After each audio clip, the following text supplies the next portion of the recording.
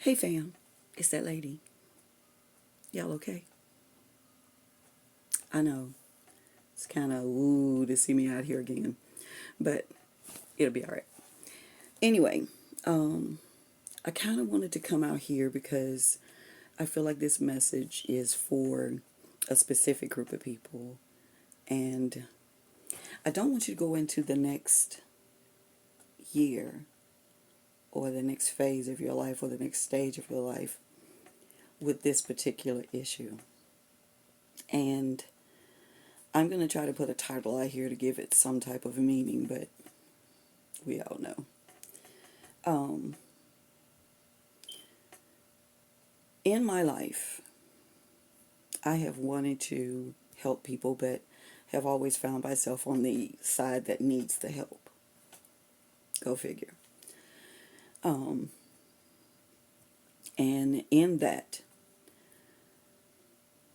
I wanted to let others know that this is possible because it is doable and it is manageable and it is something that you can overcome. It is something that doesn't have to take your life. So let's dive into it. And that is, how do you reign over abuse? Yes, first question. How do you reign over abuse? I would say, oh, that's simple. No, it's not. Okay? That's the first step. And if you want to take notes, you need one. I still use pencils. Sorry. But if you got to have it, your girl got ink pens too. But abuse is something that happens to all of us in some form or another, whether we know it or not. If you've worked on a job, you've been abused to some degree. And how can I say that? Because if you are somebody's subordinate, they've taken advantage of you. Asking you to do something that's above your pay grade, asking you to do something you know you shouldn't be doing. Everybody has suffered some form of abuse, be it mild or detrimental, life-changing, life-altering. And when I say that, I can say everybody because in the military, they call it PTSD. Now we're finding that PTSD, everyday people can have that too. That is why this was such a big thing for me to come out here and do. So let's start. How do I reign in abuse? How do I reign over abuse? I wouldn't call myself the queen of it, but I can honestly tell you my queendom has been shored up, has been reared up, has been given so much strength because of the steps taken to overcome abuse. Now let's start with something simple. I'm hoping not to be long, and if I have to, I will break this up in different parts and present it to you in each part. But today we're going to do an introduction to sort of get people aware of what abuse really is. There is a cognitive definition and there is a definition for it, but I want to stick with just everyday life because I feel like we get so lost in the Google definitions and the Wikipedias and the Websters, and we get lost in it. And if it doesn't, people seem to feel like if it doesn't fit the definition, then it's not really what it is. Well, I can tell you this. Having gone through so many levels of this and in so many different forms, I can honestly tell you one thing across the board about it all. It affects every last one of us different. And you're not wrong in what you feel. No one can tell you when it should be over. No one should try to tell you when it should be over. I don't care if they're your best friend, your mother, or your pastor. Honey, even the Lord would not come back and tell you you should be through with this by now. You're over abuse when you have healed the abuse. And here's the beautiful part. coming through abuse, you're going to get something from that. That's something they don't tell you. That's what I'm here for. I'm going to help you. I want to bring you to a place to where you're okay. And you're okay looking in the mirror saying, you know what? I'm okay today. I'm okay. Going through my life with all of this, I can honestly say that there have been so many forms that, how do you get past that? How do you reconcile your life having gone through so much? So let me throw some things out here. And if you want, you can jot these down. But there is financial abuse, there's physical abuse, there's sexual abuse, there's mental abuse, there's elder abuse, there is minor abuse, and it goes on and on and on. But in each one of these topics and headings, there's a subheading. And with mental abuse, let's do that one because most of us are familiar. With mental abuse, it is more than just somebody having depression or bipolarism. PTSD is a form of mental abuse. Depression, of course, is a form of mental abuse. Schizophrenia, and it goes on. There are so many different levels. Autism is a form of abuse. ADHD is a form of abuse. Now, can you see what I mean as far as how you can get lost in these? I am so moved to do this because while I may not be a psychological whatever or a professor or whatever, I'm a human being.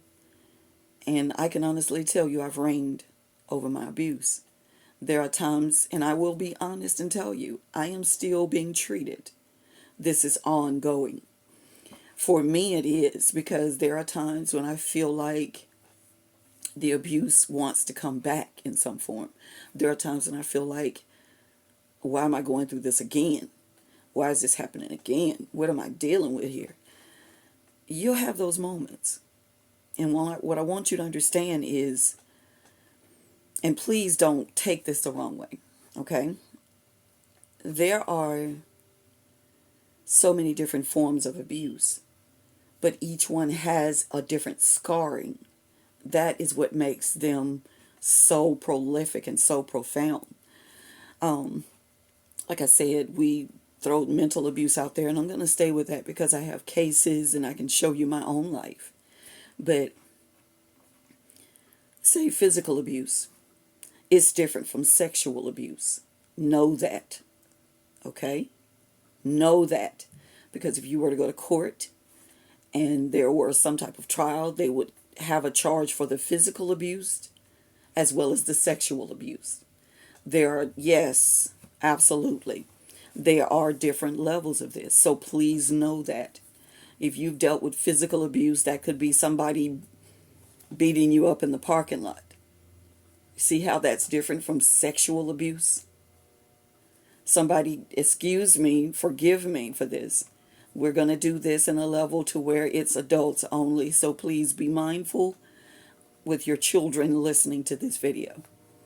Take parts of it. Stop it, start it, do whatever you need to do if you want to talk to them about it. If you want them to listen to it, please be aware that this is way above PG-13. I apologize, and it's going to get deep throughout the series. With sexual abuse, it is rape, it is sodomy, it is gross, it is the worst. But it can be different from physical abuse. Physical abuse could be somebody wailing on you. Physical abuse could be somebody hitting you with something. It could be somebody throwing you down. It could be somebody running over your leg with a bicycle. That's physical assault, which is a form of abuse. It's called abuse if it's against you or a particular person, entity, or thing. Assault is the actual charge in the law. Okay? We're going to get into definitions, but today was just an introduction. I wanted to open your mind to this and let you know you're not alone. You're not the only one. There's nothing wrong with you. You're okay. I don't care if you're 3 years out from the abuse. You don't have to be over it. You understand? And don't let anybody tell you that you should. It is your mind. They can't say what it did to you internally. So let's go back to the mental side. I wanted to give you those definitions with the two, physical and the sexual. While they are related, they are totally different, as with mental abuse. Mental abuse can be someone just constantly berating you, cursing you out every day, telling you how ugly you are. That's mental abuse. But then we also have mental illness, what it caused in you. Yes. The mental abuse is the action. The mental illness is the result. Now, do you understand why this is so much more than somebody, oh, you should be over this. That was 6 years ago. No, darling. No. I'll give you a story so you can get a better idea. I will never forget once when I just bought a desk, this desk that I'm using right now. And you know how you have a laptop tray on it? Yeah. I hit it with my chair, thinking I put the desk together solid. Okay. And I hit it with the arm of my office chair. And the table, the part that slides in and out, had my laptop on it. I felt the thing come apart. I reached under there so fast to grab my laptop that the brackets from the tray table went straight between my fingers right here. It went up in there. I was like, it took me 4 minutes to feel pain. I don't know how I can explain that. Some of you understand. I remember looking at my hand. It wasn't even bleeding yet.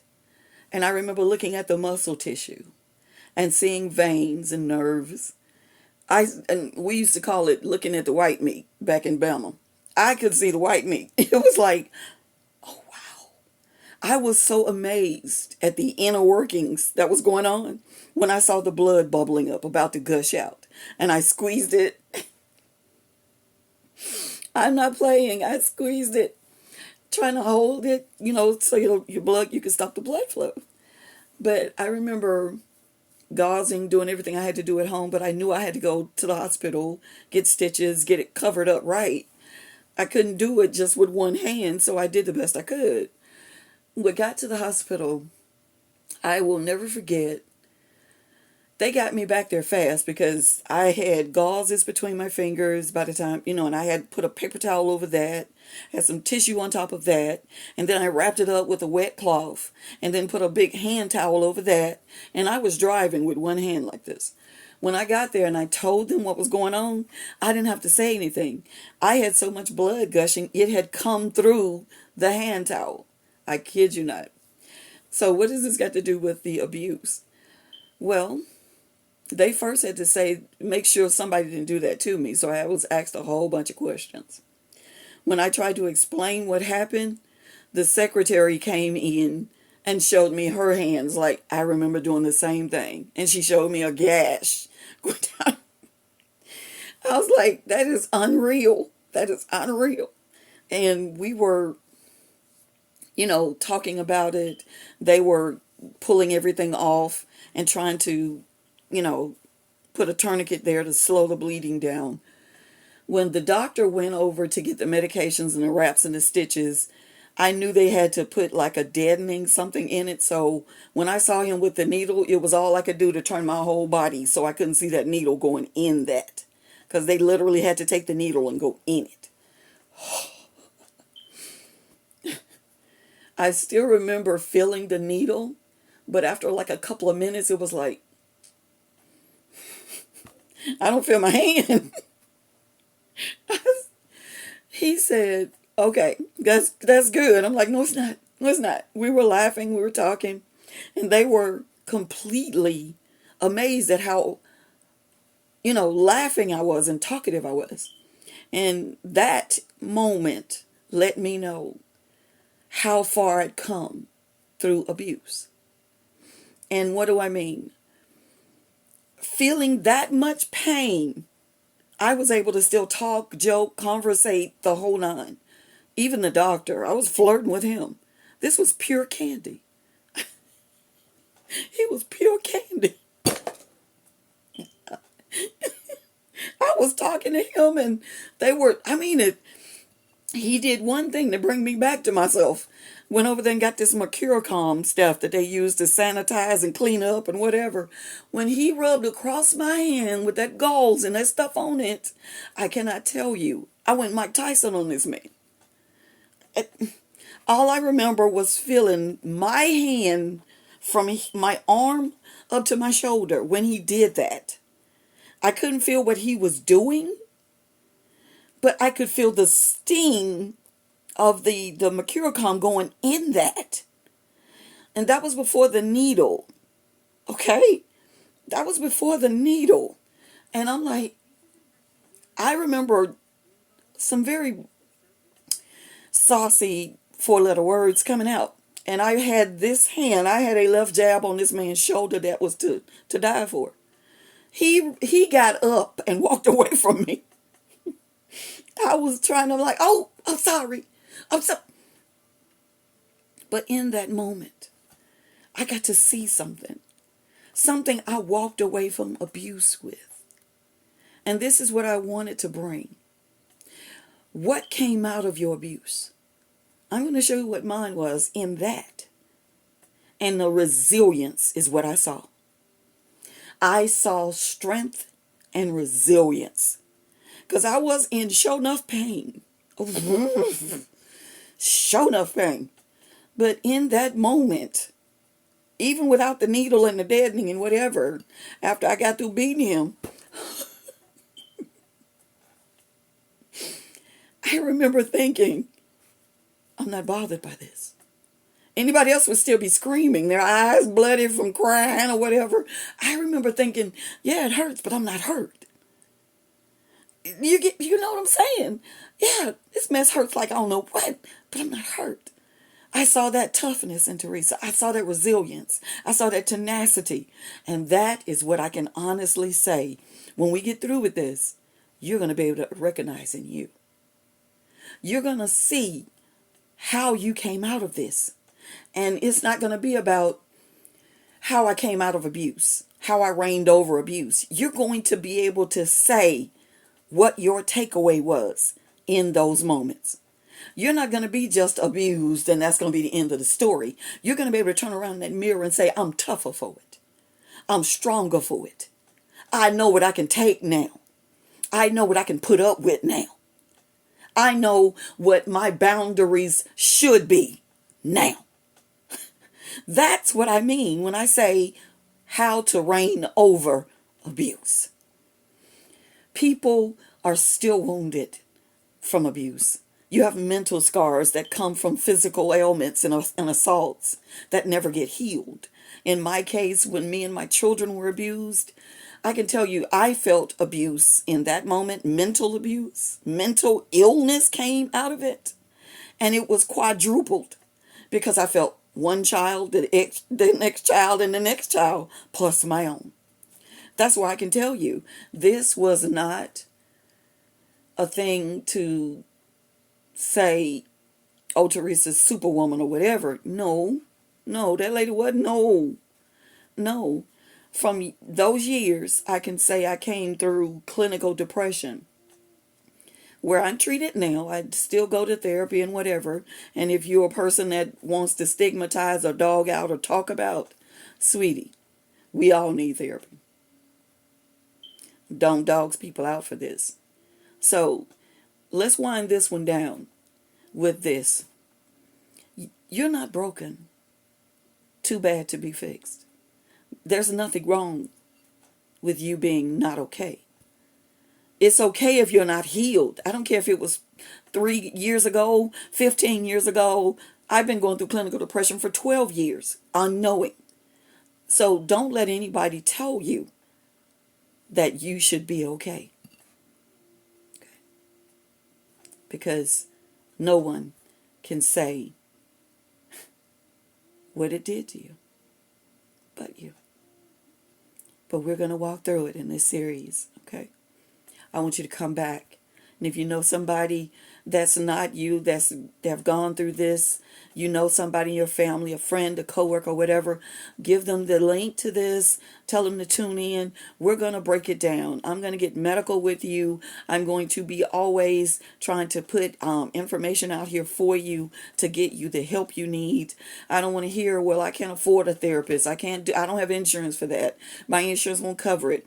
In this series, I'm going to show you completely, okay, how you can get the help you need, where you need to look, and help you be okay as you heal now, because it is very true, okay? You cannot heal what you won't reveal. So I don't care who says what. Your healing is done in your time, and only you can decide when you're ready. Okay? Join me. And that lady will be so glad to see you. We're going to keep this going. And it won't be as, but it will help you. Okay? See you in the next one. Bye.